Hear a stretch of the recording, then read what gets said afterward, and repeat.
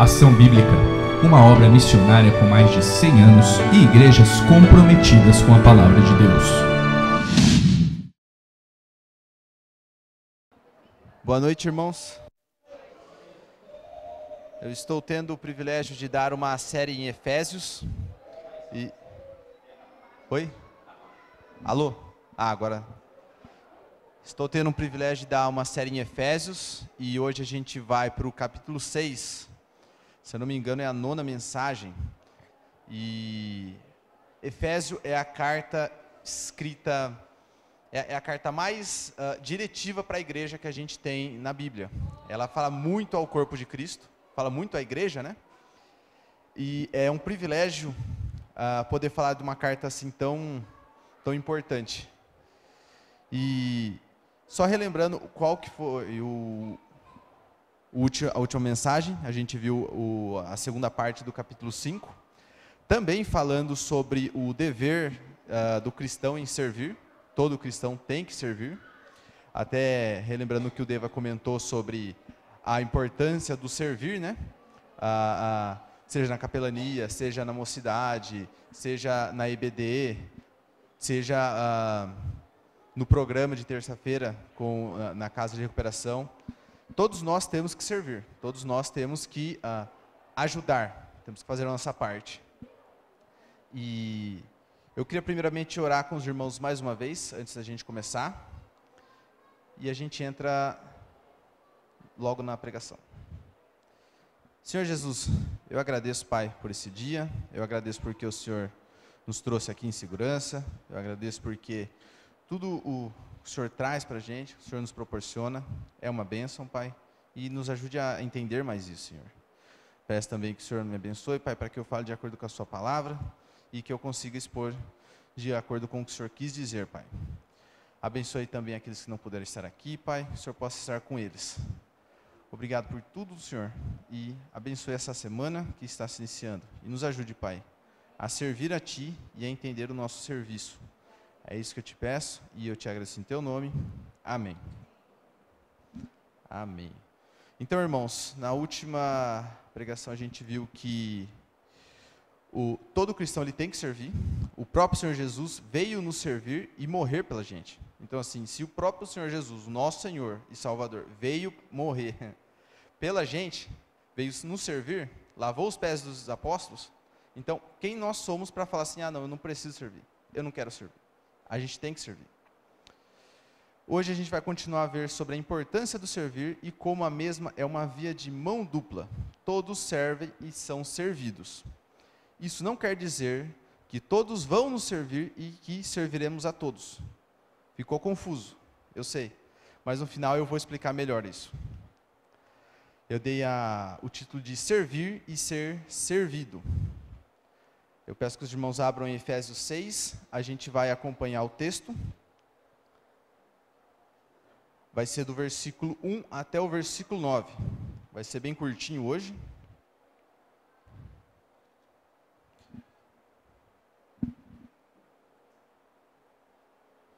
Todos abriram? Versículo 1. Filhos, obedeçam a seus pais no Senhor, pois isto é justo. Honra teu pai e tua mãe. Este é o primeiro mandamento com promessa, para que tudo te corra bem e tenhas longa vida sobre a terra. Pais, não irritem seus filhos, antes criem-nos segundo a instrução e o conselho do Senhor. Escravos, obedeçam a seus senhores terrenos com respeito e temor, com sinceridade de coração, como a Cristo. Obedeçam-lhes não apenas para agradá-los, quando eles os observam, mas como escravos de Cristo, fazendo de coração a vontade de Deus. Versículo 7. Sirvam aos seus senhores de boa vontade, como ao Senhor e não aos homens.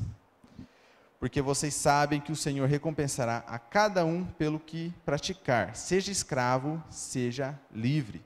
Vocês, senhores, tratem seus escravos da mesma forma. Não os ameacem, uma vez que vocês sabem que o Senhor deles e o de vocês está nos céus, e Ele não faz diferença entre pessoas. Tem algumas polêmicas nesse texto. Esse é um dos textos que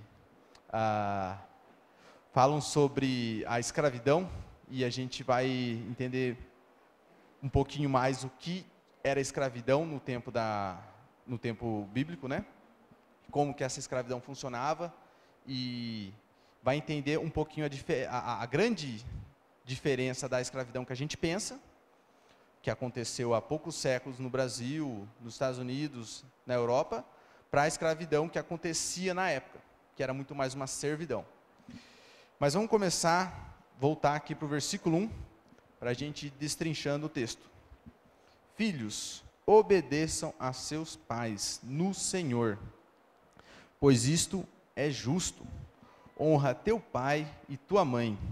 Este é o primeiro mandamento com promessa, para que tudo te corra bem e tenha longa vida sobre a terra. Eu quero que os irmãos abram em Provérbios, capítulo 6, do versículo 20 ao 23. A gente vai ler. A gente vai ver um pouquinho mais sobre essa primeira parte, a obediência que os filhos devem aos pais. E essa obediência que os filhos devem aos pais, isso é um jeito de estar servindo. Como é que eu, filho, sirvo meu pai e minha mãe? Os obedecendo, fazendo o que eles dizem, obedecendo às suas ordens, levando em consideração os seus conselhos. E em Provérbios 6, do versículo 20 ao 23, nós vamos ver que Salomão ele vai falar um pouco sobre este assunto.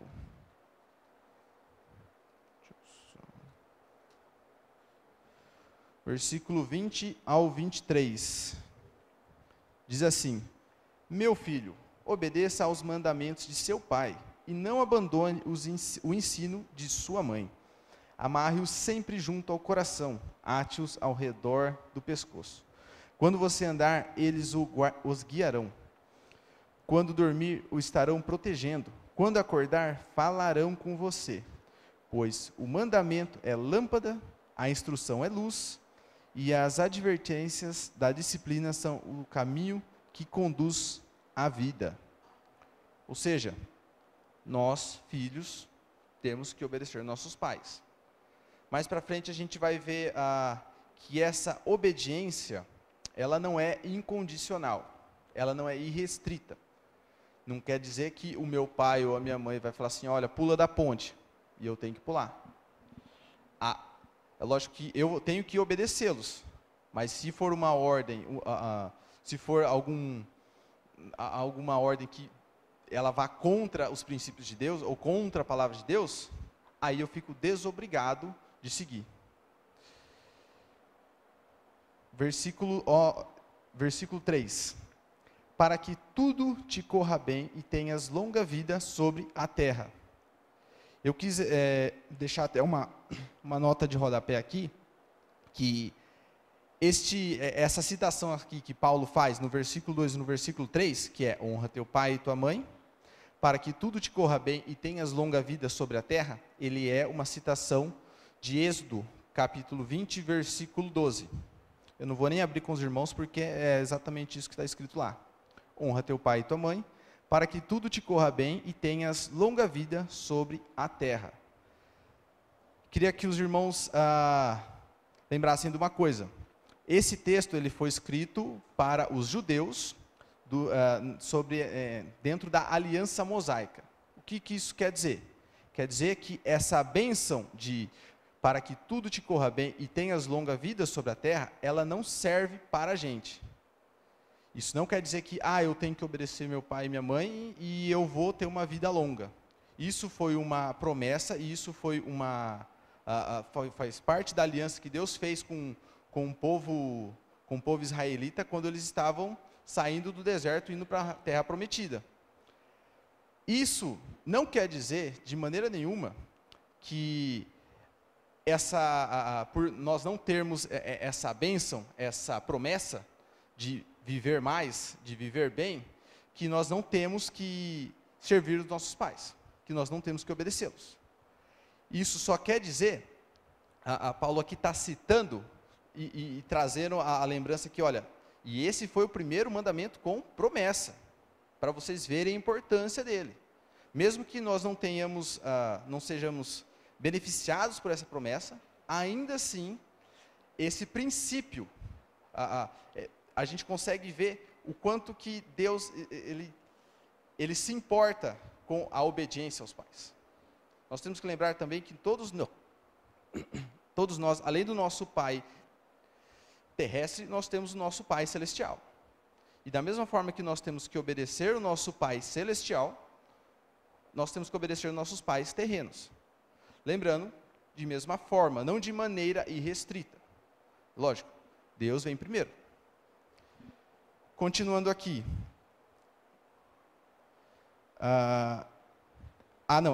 Esse aqui é uma partinha que a gente vai falar um pouco sobre a desobediência aos pais. Porque assim, uma das coisas que a gente não fala muito, que a gente não vê muito, é a questão da desobediência.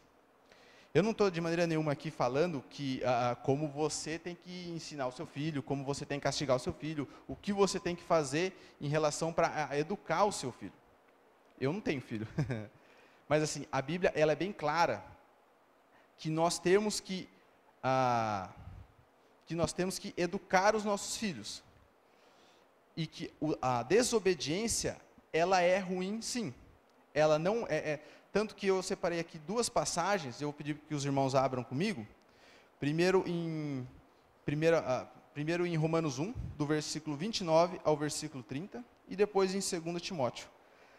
A gente vai ver que a desobediência aos pais, está bem definido isso lá, ela está junto com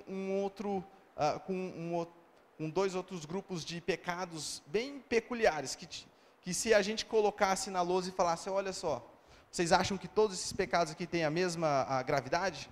Eu tenho certeza que o pessoal ia tirar esse do meio, dessa lista. Não vai dar para a gente entrar no contexto de Romanos, né? Romanos 1, a gente vai entrar de cabeça no texto, mas diz assim no versículo 29, tornaram-se cheios de toda sorte de injustiça, maldade, ganância e depravação, estando cheios de inveja, homicídio, rivalidade, engano e malícia. São bisbilhoteiros, caluniadores, inimigos de Deus, insolentes, arrogantes e presunçosos. Inventam maneiras de praticar o mal, desobedecem a seus pais. Parece que aqui é um condenado à morte, e aí no fim fala assim, desobedeceu o pai. Desobedecem os pais, não obedecem os pais.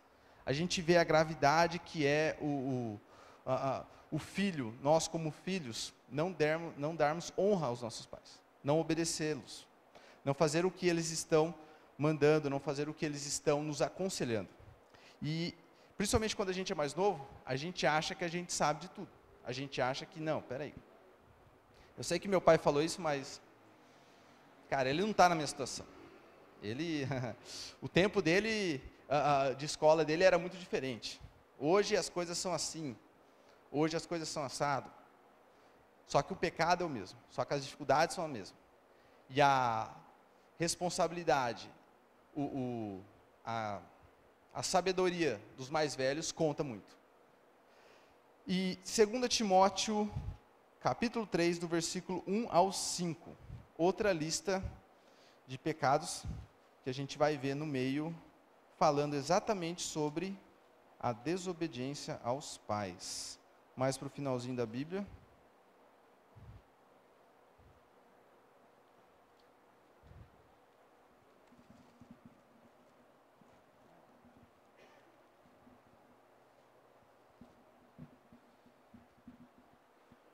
Segunda Timóteo 3, do versículo 1 ao 5.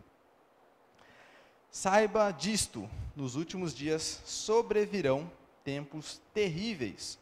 Os homens serão egoístas, avarentos, presunçosos, arrogantes, blasfemos, desobedientes aos pais, ingratos, ímpios, sem amor pela família, irreconciliáveis, caluniadores, sem domínio próprio, cruéis, inimigos do bem, traidores, precipitados, soberbos, mais amantes dos prazeres que amigos de Deus, tendo aparência de piedade, mas negando o seu poder. Afaste-se desses também. Olha só onde que desobedecer os pais está no meio. Então assim, não é para a gente pensar que é, qualquer coisa, eu venho na igreja, eu faço isso, mas eu não obedeço meu pai e minha mãe. Você está no caminho. Você já tem uma das características. E uma puxa a outra. Continuando, irmãos. Agora a parte dos pais. A gente viu que como é que os filhos fazem para servir os pais, eles vão e os obedecem. E agora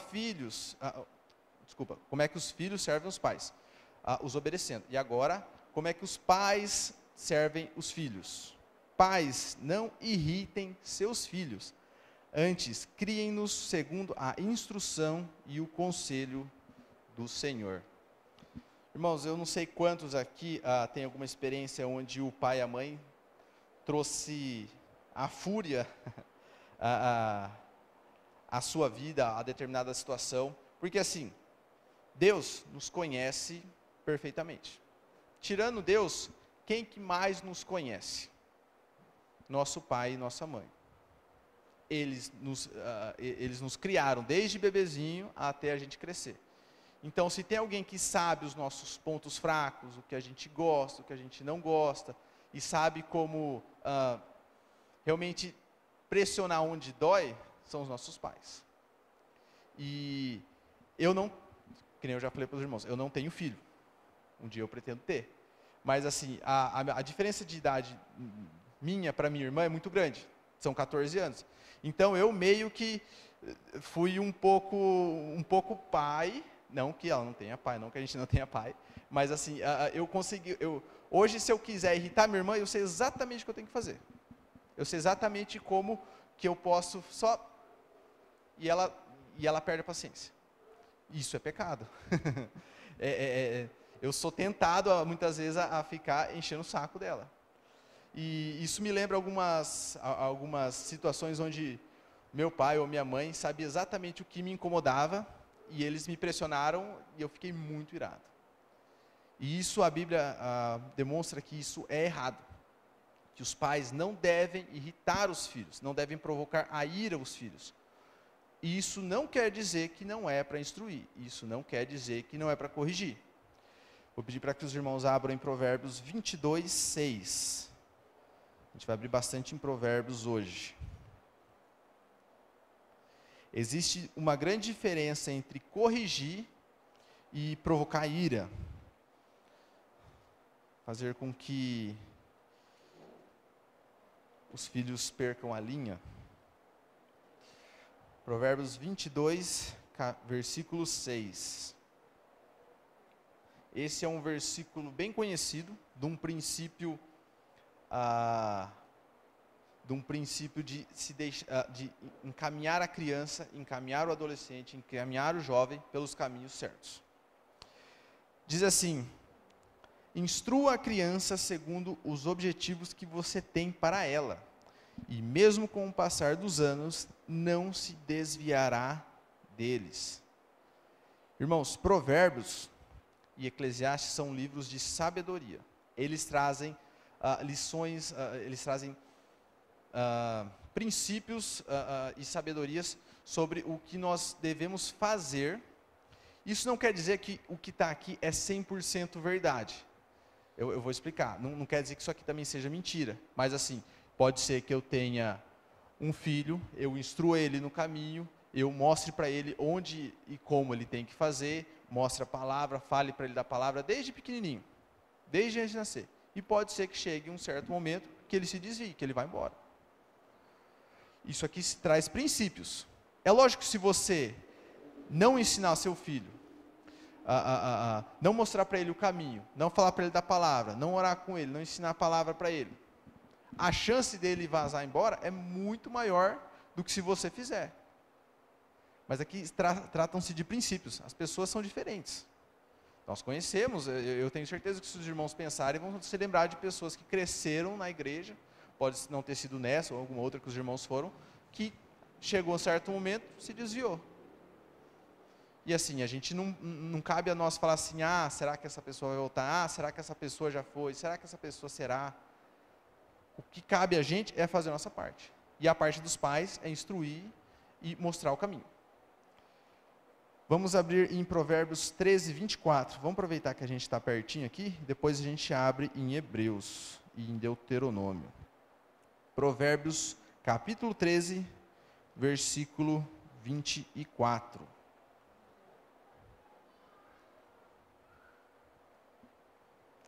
E a Bíblia, ela é bem enfática sobre a instrução dos pais em relação aos filhos. Porque, querendo ou não, a gente vê em Salmo 51:5 e em Romanos 1... Caramba, me escapou agora. Romanos 1:23, né? Que nós já nascemos com o pecado. A gente não precisa ensinar o nosso filho, ou os nossos alunos, ou os nossos irmãos mais novos a se comportarem mal, a fazer as coisas erradas. Isso eles já sabem. A gente tem que instruir a fazer um caminho direito, a fazer as coisas certas. Porque o pecado, infelizmente, ele já está imputado. Então, Provérbios 13, 24. O caminho da vida conduz para cima. Quem é sensato... Espera aí um pouquinho. Desculpa. Capítulo errado.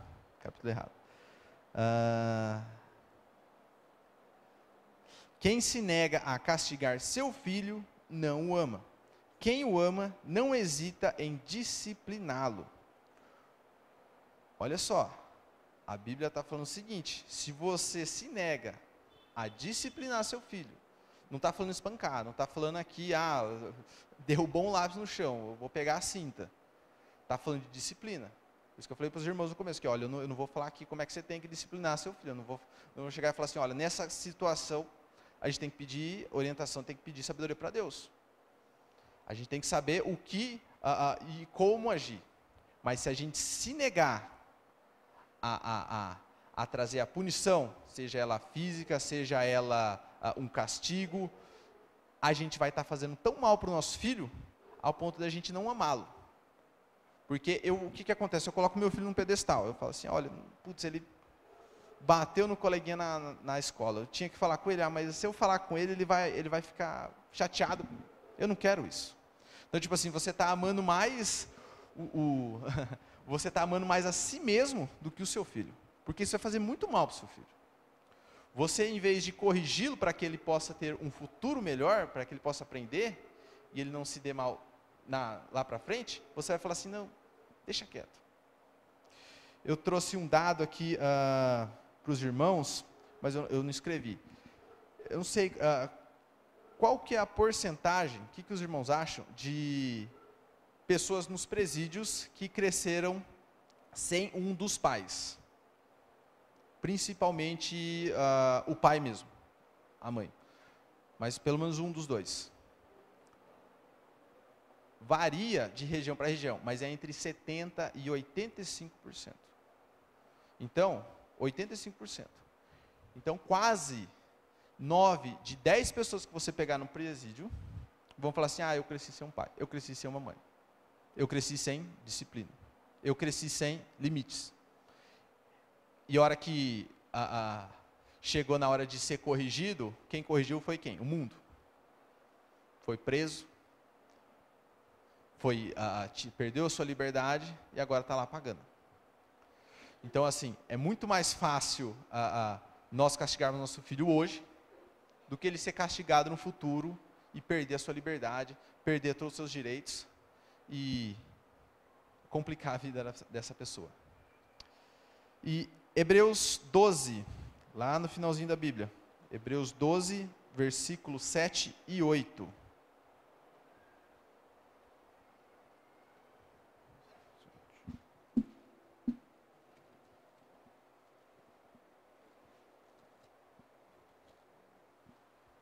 Hebreus 12, 7 e 8, diz assim: suportem as dificuldades, recebendo-as como disciplina. Deus os trata como filhos. Ora, Qual o filho que não é disciplinado por seu pai? Se vocês não são disciplinados, e a disciplina é para todos os filhos, então vocês não são filhos legítimos, mas sim ilegítimos. Pesado, né?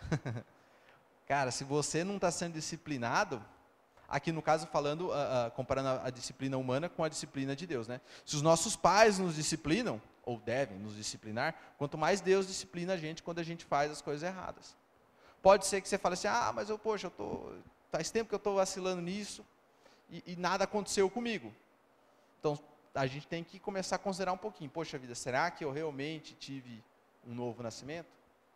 E outra coisa também, pode ser muito bem que você esteja, não é um tapa na cara, não é, poxa vida, deu uma rasteira no Devair e Deus lá de cima já vai pegar e já vai me castigar na hora. Pode demorar. Pode ser que a gente nem receba a disciplina completa nessa terra. Pode ser que a gente receba a nossa disciplina na vida eterna. E assim, a gente tem que prestar atenção. A gente tem que ter essa consciência. A gente tem que saber que cabe a nós a disciplinar os nossos filhos, disciplinar os nossos irmãos mais novos, disciplinar até mesmo uns aos outros. Se meu irmão fez alguma coisa errada, que me afetou, ou que afetou outra pessoa, eu tenho que chegar, e isso é difícil pra caramba, você chegar e falar assim, olha, então, eu não gostei daquilo que você fez. Olha, eu acho que o irmão não gostou de como você falou dessa coisa. Olha, eu vi que você comentou tal coisa, mas acho que você não deveria ter comentado, porque a pessoa não estava lá. É difícil a gente chegar e fazer isso. É bem difícil. É muito fácil a gente pegar e falar assim, deixa quieto. É por isso que é fácil a gente negligenciar a correção. Porque é mais fácil para a gente. É incômodo eu chegar no Dever e falar, Devo, então, sabe, isso, o quê? Lógico que ele não vai gostar. Mas se é o certo a fazer, é o certo a fazer. Continuando. Eu deixei essa ilustração aqui, porque eu acho que todo mundo aqui conhece esse desenho, né? Eu não estou falando assim para você pegar e assistir esse desenho, eu já assisti muito. Hoje eu vejo que ele não convém mais, sabe? Não tem um cristão tirado desse desenho, sabe? Apesar da parte engraçada, apesar das críticas, apesar da popularidade, hoje eu vejo que esse desenho não compensa mais. Mas o que eu queria deixar com os irmãos, a irritação que os pais podem trazer aos filhos não é simplesmente em relação ao falar. Ela pode ser física também. Ela pode ser, de certo modo, aqui é um pouco mais grotesco, né? O Homer, ele enforca o Bart. Tempos depois, o que o Bart faz? Ataca o pai pelas costas com uma cadeira. Tempos depois, o pai fica mais velho, fica mais fraco. Agora quem está enforcando quem? O Bart está enforcando o Homer. Então assim, muitas vezes, pais vão colher, os frutos de como eles trataram seus filhos. Muitos pais que não deram amor, não deram carinho, não deram disciplina, não deram limites, vão pagar por isso no futuro. Agora a gente entra na parte mais complicada. Escravos, obedeçam a seus senhores terrenos com respeito e temor, com sinceridade de coração, como a Cristo.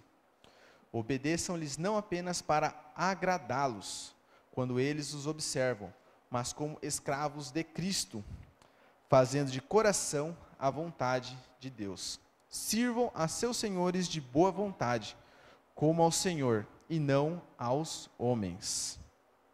Olha só. Algumas versões, eu acredito que a Nova Almeida, ela já traz, em vez de escravos, já traz servos. Talvez a NTLH traga também servos ao invés de escravos. E é na minha opinião, uma tradução mais correta da ideia que o texto traz. A palavra original significava escravos. Mas quando a gente pensa em escravos, eles não são o mesmo tipo de escravos que, como eu falei no começo, né, que nós vimos na escola. O que é um escravo bíblico, vamos dizer assim?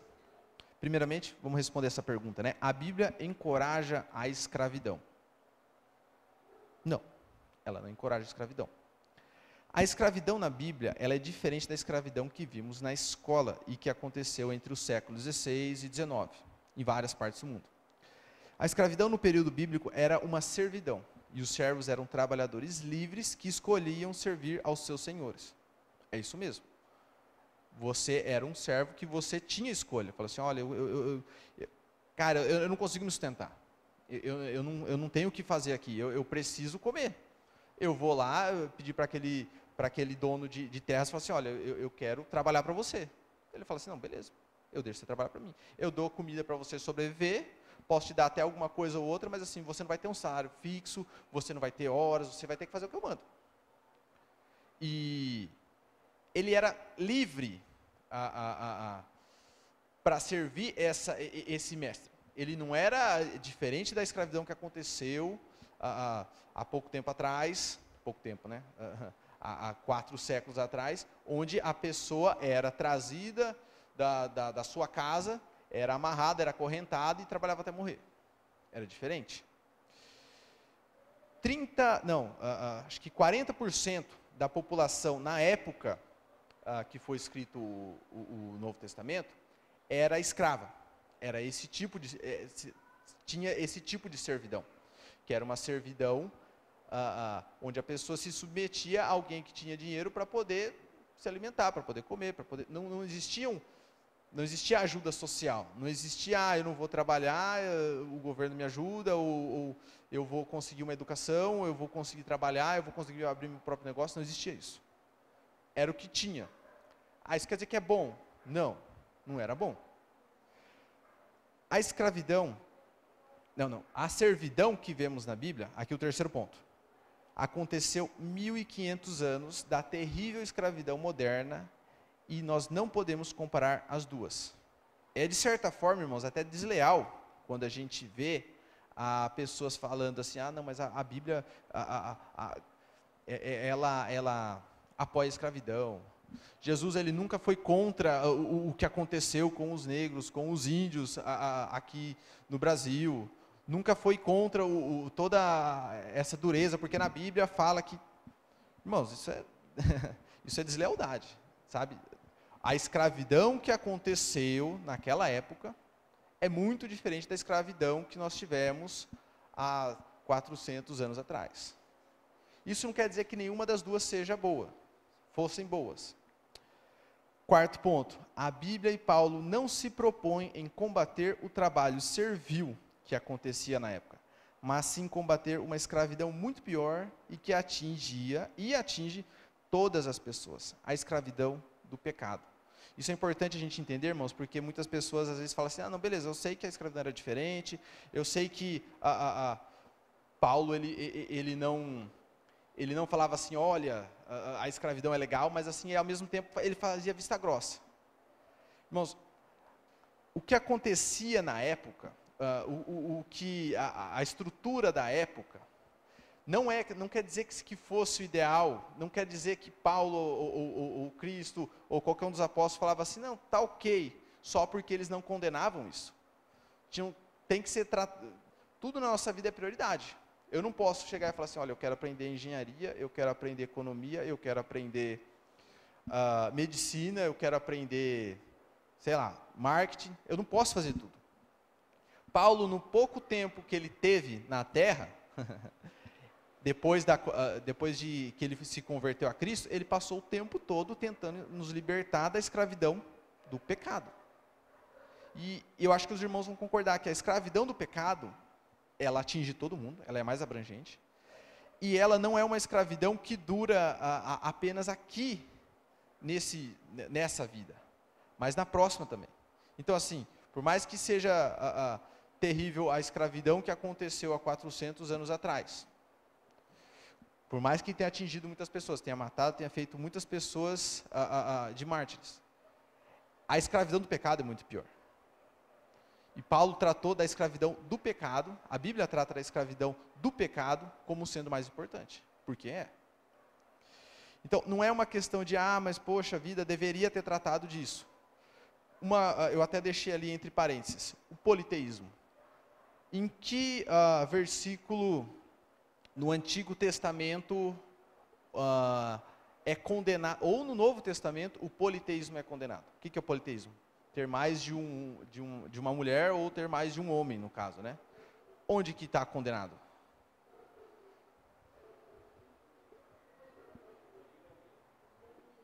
Eu falei errado, desculpa. Desculpa. Não. O politeísmo foi condenado em todos os livros da Bíblia. Vocês me desculpem, eu confundi aqui. A poligamia, que é vários parceiros. Não é condenado em nenhum versículo específico. No Novo Testamento, nós vemos que nas instruções para a igreja é dito que é bom que o homem não tenha mais de uma mulher e a mulher não tenha mais de um homem. Existe esse princípio, mas não existe uma condenação clara. Isso quer dizer, de alguma maneira, que a poligamia alguma vez foi boa? Eu quero que os irmãos procurem na Bíblia um personagem, pelo menos um, onde esse personagem teve mais de uma mulher e não teve nenhum problema. Não importa o personagem, não importa se foi Abraão, se foi Davi, se foi Salomão, se foi quem quer que seja, todos os que se aventuraram nesse caminho se deram mal. Então, assim, era o que acontecia na época, não é o ideal, mas a gente vê que não é o correto. Ok? Agora, voltando, para o texto, né? Então, irmãos, como é que aqui a escravidão a gente pode trocar aqui por trabalhadores? Eu acredito que a grande maioria aqui tem um patrão, a não ser as pessoas que são autônomas, né? Então, como que a gente lê isso contextualizado para a gente, né? Trabalhadores, obedeçam aos seus empregadores terrenos com respeito e temor e sinceridade de coração, como a Cristo. Obedeçam-lhe não apenas quando eles estão olhando, mas como escravos de Cristo, mas como trabalhadores para Cristo, fazendo de coração a vontade de Deus. Sirvam os seus patrões de boa vontade, como ao Senhor e não aos homens. De novo, irmãos, aqui não está falando que eu tenho que obedecer ao meu chefe como se ele fosse Deus. Está falando de igual modo, não está falando em todas as características. Se meu chefe falar para mim, olha, pega esse dinheiro aqui que tem que pegar e passar para o financeiro, é 10, mas você passa 8. Você pega, segura 2, 1.000 para mim, 1.000 para você. Isso é errado. Mas o meu chefe mandou, mas o seu chefe celestial diz que isso é errado. E a gente vai ver que se a gente fizer isso, se a gente é a luz onde a gente trabalha, se a gente é a luz onde a gente está, nós vamos poder servir de exemplo para os que estão ao nosso redor. A pessoa, os nossos patrões, os nossos colegas de trabalho vão ver e falar assim, poxa, esse cara é diferente. Esse cara aqui, ele obedece, ele serve como se ele estivesse servindo a Deus. Eu quero conhecer o Deus dele. Sabe, isso serve como evangelismo. Isso serve como exemplo. E é dessa forma que a gente tem que viver, né? A gente vê em 1 Coríntios 10, 31, pedir para que os irmãos abram. É um texto bem conhecido, hora que eu acredito que alguns até saibam de cabeça, né? 1 Coríntios, capítulo 10, versículo 31. Diz assim: assim quer vocês comam, bebam ou façam qualquer outra coisa, façam tudo para a glória de Deus. Então, se eu vou trabalhar, eu faço para a glória de Deus. Se eu vou estudar, para a glória de Deus. Se eu vou fazer um desenho, se eu vou me dedicar a alguma coisa, eu tenho que fazer para a glória de Deus. E se a gente fizer para a glória de Deus, Deus não apenas vai nos honrar, como nós poderemos transmitir um pouco dele para os nossos irmãos. Nós vamos poder refletir a graça de Deus. E para concluir, porque vocês sabem, continuando a ideia dos versículos anteriores. Porque vocês sabem que o Senhor recompensará a cada um pelo bem que praticar, seja escravo, seja livre. De repente você pensa assim, poxa, meu patrão é terrível, é um cara ímpio, mau, ruim, chato. E eu duvido que, eu não quero servi-lo, eu não quero fazer como se fosse para Deus. Mas nós temos que, lógico, dentro do limite do que Deus permite, né? Nada de coisas legais, nada de coisas que vão fugir da palavra e dos mandamentos. Mas a gente tem que servir como se fosse a Cristo. Nós temos que fazer o nosso melhor. Nós temos que fazer como se fosse, poxa vida, Jesus pediu para me limpar esse chão aqui, eu vou limpar. Eu vou deixar ele o melhor jeito possível. É difícil a gente fazer isso. E quando a gente pensa nisso, fica mais difícil, né? Mas a gente vê aqui que, no versículo 8, né, que a gente vai ser recompensado por isso. Nós vamos ser recompensados por esse trabalho, por esse modo de agir. E versículo 9, agora estava falando de como que os empregados servem ao empregador, ao patrão, os obedecendo. E agora a gente vai ver como é que os senhores, ou melhor, como que os patrões servem aos seus trabalhadores. Vocês, patrões, tratem seus trabalhadores da mesma forma, não os ameacem, uma vez que vocês sabem que o Senhor deles e de vocês está nos céus, e Ele não faz diferença entre pessoas. Na época, sem nenhum tipo de direitos, né? Um patrão poderia simplesmente falar assim, você é meu escravo, cara, você não fez o que eu mandei, eu vou te dar uma chicotada, eu vou te dar 40 chicotadas e vou te prender. Hoje, isso não acontece mais, mas ainda assim o patrão, ele tem influência sobre o empregado. O patrão pode chegar e falar assim, olha, se você não fizer isso aí, você vai se dar mal. Mas como assim? Só espera. Então, os patrões, eles não podem abusar do poder, do privilégio que eles têm de estar com mais poder, vamos dizer assim, em relação aos seus empregados. Que eles os tratem, que os patrões tratem eles com honra, que não o ameacem, que não os faça mal, que não os prejudique. Sabendo, eu gosto da conclusão, sabendo que o Senhor deles e o de vocês está nos céus, e Ele não faz diferença entre pessoas. Não importa, pode ser, e infelizmente ainda acontece hoje em dia, a gente sabe que ainda existe escravidão moderna em algumas partes do mundo, infelizmente até no Brasil, em determinados lugares. A gente pode pegar o escravo mais baixo, que faz o pior serviço, que é mais maltratado, que tem menos conhecimento, menos liberdades, e pegar a pessoa mais rica do mundo, a pessoa que mais tem poder, que tem mais influência. Se pegar as duas, para Deus, não tem diferenciação. Para Deus as duas têm a mesma importância. Deus não faz diferenciação de pessoas. A gente faz, infelizmente. A gente não deveria fazer. Mas se, de repente, se a pessoa torce para um time que a gente não gosta, a gente já fica assim. Se a pessoa não está bem vestida, a gente vira as costas. Se a pessoa tem uma opinião política ou em relação à música diferente da nossa, até às vezes assim a gente acha ruim. E a gente não, isso não quer dizer que você não pode, eu não posso achar diferente dessa pessoa. Não. O que você não pode é tratar ela com desrespeito. O que você não pode é tratar ela como sendo menos. E a gente vê que Deus, Ele não trata nenhum de nós de maneira diferente. Então, senhores, os patrões, vocês têm o mesmo patrão que os trabalhadores. Nós temos o mesmo patrão que, sei lá, o cara que tem mais empresas, o cara que tem mais propriedade, o cara que tem mais dinheiro.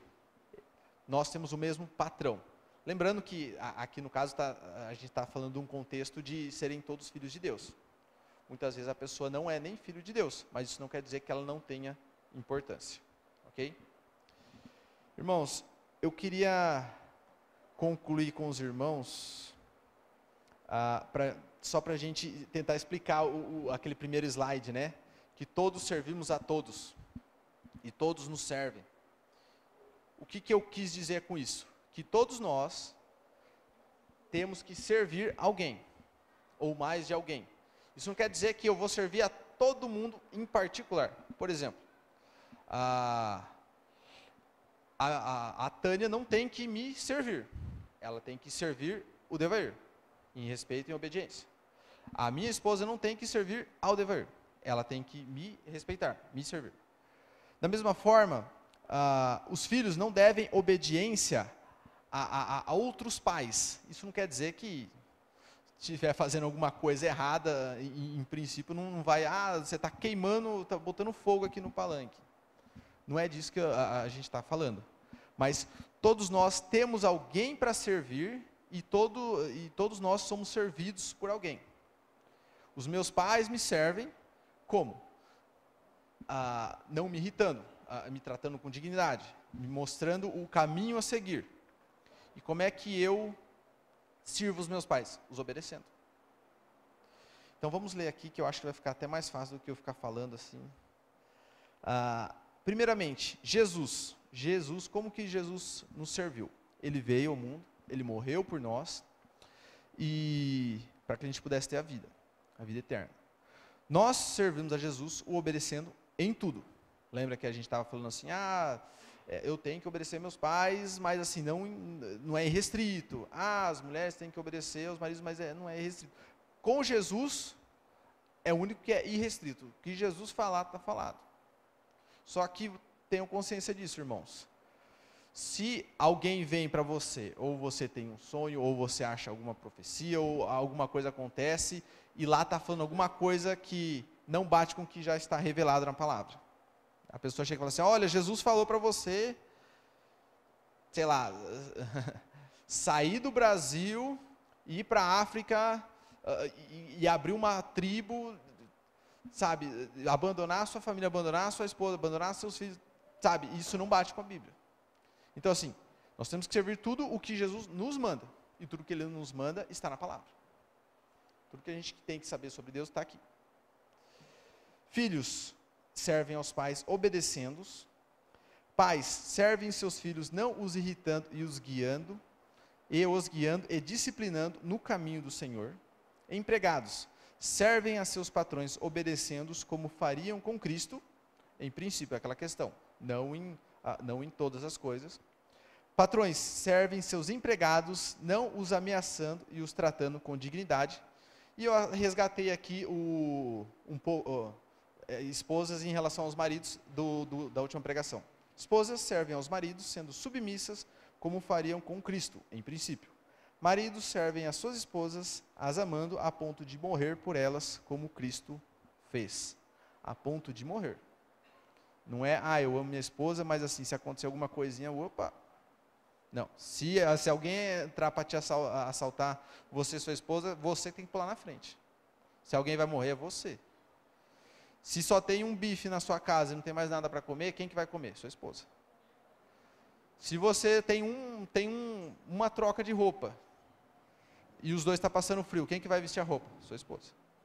Então assim, isso aqui é bem mais pesado do que a gente tem consciência. O quanto que o homem tem que se sacrificar pela própria mulher. Como que os filhos como que os pais têm que se sacrificar pelos próprios filhos. E, irmãos, era isso que eu queria falar hoje, sobre a importância do servir e como que todo mundo serve. Então assim, não tem nem como a gente escapar, assim, mas eu não conheço meus pais, eu não tenho filhos, sou órfão, não tem ninguém para servir. Tem sempre alguém para servir. Primeiramente, a Cristo, a gente tem que servir a Ele. A gente tem que achar uma comunidade, a gente tem que achar irmãos, a gente tem que ajudar a servir. Quem não serve, não serve. Eu não sei quantos irmãos já ouviram essa frase, mas isso é um resumo do que é ser cristão, em partes. Se o cristão ele foi chamado para servir, para resplandecer, para para refletir a glória de Deus. Se a gente não está servindo, a gente não está fazendo isso. E de repente você pega e fala assim, mas, cara, eu não quero servir a ninguém. Eu sou meu próprio mestre. Cara, ninguém manda em mim. Eu sou o cara. Eu não preciso de ninguém. Cara, sabe quem que você acaba servindo? Se você diz isso, você acaba servindo o seu próprio vício, a sua própria carne, ao diabo. Então, assim, tem uma frase famosa de Martim Lutero, que ele diz que o homem, todo homem, toda mulher, é um jumento. Nós somos todos jumentos.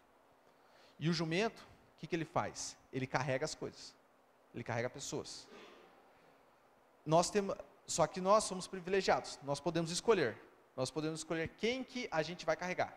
Se a gente vai carregar Cristo, ou se a gente vai carregar alguma dessas drogas, algum desses vícios, o diabo, a nossa própria carne.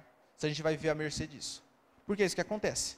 Quando a gente não serve a Cristo, quando a gente não carrega a Cristo, a gente está carregando os nossos próprios desejos, os nossos próprios pecados. Irmãos, que a gente sirva, que a gente escolha a ser mula de Jesus e não mula do diabo. Amém? Vamos orar mais uma vez? Senhor Jesus, obrigado, Pai, porque o Senhor nos dá a sua palavra. Obrigado porque nós somos chamados para servir. Obrigado porque o Senhor nos deixa instruções de como fazer, onde fazer, com quem fazer, Pai. E nós não temos desculpas, Pai. Nós temos que te servir, nós temos que servir aos nossos familiares, aos nossos irmãos. Nós temos, Pai, que fazer a diferença. Nós temos que ser exemplo. Nos ajude, Pai, nos capacite, nos ajude a conseguir, Senhor, sermos fiéis a Ti, sermos fiéis à Sua palavra. Nos ajude como filhos, como pais, como esposos, como esposas, como patrões, como empregados, Senhor. Nos ajude a entender mais sobre Ti e nos deleitarmos em Ti também, Senhor. Abençoe essa semana, Pai, e abençoe aqueles que não puderam estar aqui hoje, Senhor. É isso que eu te peço e te agradeço em Teu nome. Amém. Ação Bíblica, uma obra missionária com mais de 100 anos e igrejas comprometidas com a palavra de Deus.